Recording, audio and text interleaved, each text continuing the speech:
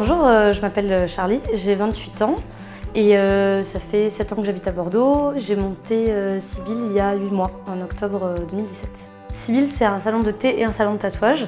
Dans la partie salon de thé, on s'occupe de tout ce qui est accueil, première approche pour les personnes qui veulent un peu découvrir le concept ou prendre rendez-vous pour des tatouages mais de façon un peu plus posée.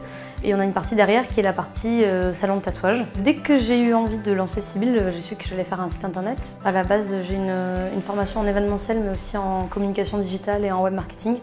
Donc je savais déjà faire des sites et c'était une évidence que si je montais un jour mon entreprise, j'allais lui faire un site web dédié. J'ai choisi un nom de domaine en .fr parce que mon entreprise est une entreprise locale, elle est à Bordeaux en France et du coup ça me paraissait logique et assez évident de faire un site en .fr. Sur mon site, on arrive sur une page d'accueil avec un slider qui explique un petit peu les valeurs et l'ambiance générale du salon, ce qu'on peut y trouver, que ce soit au niveau gastronomie, tatouage, etc.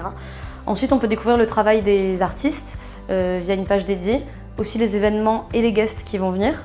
Et enfin, sur la page contact, on peut savoir comment y accéder facilement, que ce soit en tram, en voiture, mais aussi avoir de quoi nous contacter par mail ou par téléphone. Alors le site, il apporte de la crédibilité avant tout, puisque avoir des réseaux sociaux, c'est plutôt accessible à tout le monde. Et c'est vrai que tout le monde maintenant n'a pas forcément un site internet. Notre communauté, elle est surtout sur les réseaux sociaux, mais les gens, en général, vont ensuite sur le site pour être en confiance et découvrir un peu plus en profondeur le concept. Alors au niveau de la visibilité en ligne, j'ai fait du référencement naturel. Au niveau de mon site, j'ai pas encore fait de référencement payant ou de Google AdWords.